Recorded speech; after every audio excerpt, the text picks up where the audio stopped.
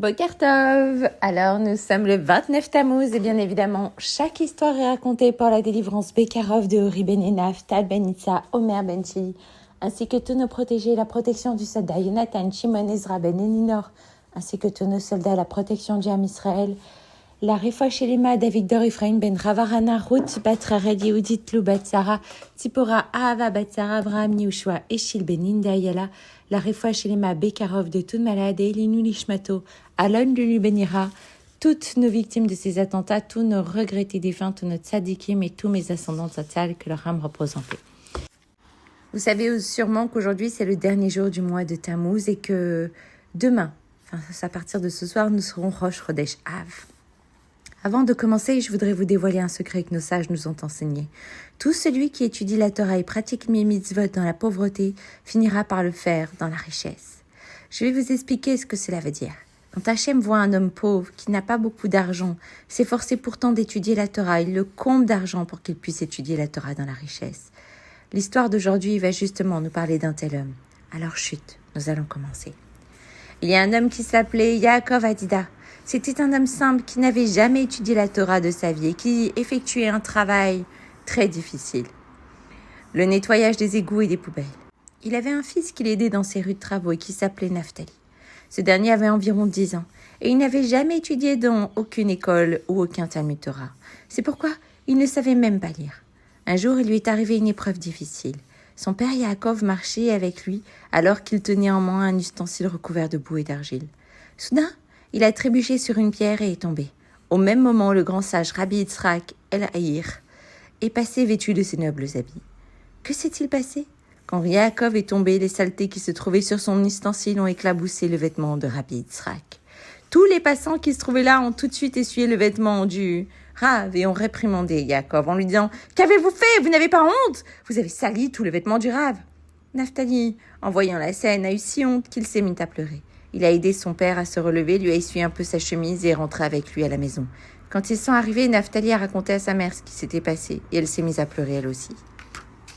Naphtali lui a alors demandé « Maman, dis-moi, pourquoi les gens dans la rue se sont souciés de l'honneur du Rav et non de celui de papa et du mien?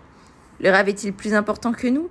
Sa mère lui a expliqué « Alors, regarde Naphtali, le Rav est un homme saint, il a étudié la Torah jour et nuit pour arriver au niveau où il est aujourd'hui. » Naphtali a écouté les paroles de sa mère et s'est dit « Une minute, si la Torah est si importante, alors je n'ai qu'à l'étudier moi aussi. » Ainsi, il a questionné les gens. « Où étudie-t-on la Torah ?» Et on lui a répondu qu'à Tunis, la ville où il habitait, il fallait payer beaucoup d'argent pour étudier la Torah. Par contre, en Babylonie et en Irak, on enseignait la Torah gratuitement. Ainsi, Naphtali n'avait pas d'argent. À votre avis, où a-t-il étudié la Torah? Exactement, en Babylonie. Le lendemain, il est parti avec son père au travail et soudain, une longue file de chameaux et d'ânes portant des hommes sur leur dos est passée à côté d'eux. Naphtali s'est tourné vers le chef du groupe et lui a dit « Où vous rendez-vous » Ce dernier lui a dit « En Babylonie ». Puis Naphtali a tenté « Pourrais-je peut-être venir avec vous ?» L'homme lui a dit alors « Tu es encore jeune et avant de faire quoi que ce soit, un enfant doit demander l'avis de ses parents. Je vois que ton père est là-bas. Demande-lui ce qu'il en pense. S'il accepte, je te prendrai avec moi. » Naphtali a donc dit à son père qu'il voulait vraiment partir avec cet homme pour aller étudier la Torah et son père a accepté. Ainsi Naphtali s'est joint à la file. Quand ils sont arrivés en Babylonie, l'un des voyageurs a voulu se rendre chez un homme très riche, mais il avait un sac extrêmement lourd. Il a donc demandé à Naphtali de l'aider à porter ce sac chez le riche. Et Naphtali a accepté avec joie.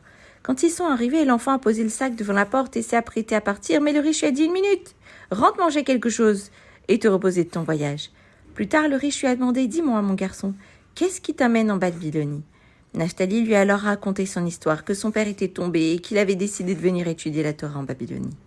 Le riche l'a pris en pitié et lui a dit « Si tu veux, je peux t'héberger et dimanche je ferai venir un Rav qui t'enseignera la Torah. » Mais Naphtali a rétorqué « Pourquoi attendre jusqu'à dimanche? Commençons aujourd'hui !» L'homme a souri et lui a dit « D'accord. » Il l'a amené chez lui et lui a appris l'alphabet. Plus tard, Naphtali a commencé à étudier le Chumash, les Mishnayot, la Gemara, les Halarot, jusqu'à ce qu'il devienne un très grand érudit en Torah.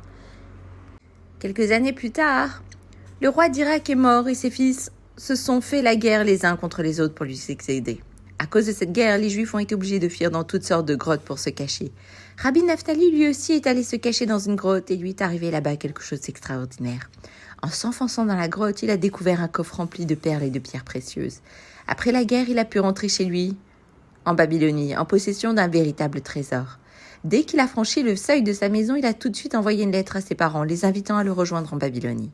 Il leur a acheté un magnifique appartement et a pu subvenir largement à tous leurs besoins afin que son père n'ait plus besoin de travailler. Un jour, le Rav Yitzhak El-Ahir est arrivé en Babylonie. Vous vous souvenez de lui ? Exactement, c'était le Rav sur qui avait éclaboussé les saletés. Il devait se rendre au tribunal rabbinique de Babylonie. Et qui en était le juge d'après vous ? Oui, c'était Rav Naftali Hadida. Dès que ce dernier a vu Rabbi Yitzhak, il a proclamé d'une voix forte devant toute l'assemblée « Je voudrais remercier Rabbi Yitzhak !» Tout le monde a demandé pourquoi. Et Rabbi Naftali a expliqué « Parce que grâce à quelques gouttes de boue qui ont éclaboussé son vêtement, j'ai eu le mérite d'étudier la Torah et de devenir très riche. » Oui, c'est le secret que nous avons appris. Tout celui qui étudie la Torah et pratique les mitzvot dans la pauvreté finira par le faire dans la richesse. Je vous souhaite ainsi, à vous aussi de mériter de devenir des érudits en Torah et d'être comblés de richesses matérielles, mais surtout de richesses spirituelles. Bonne journée à tous et à toutes. Qu'Hachem vous comble de brachot et que vous ne soyez que dans les smachot.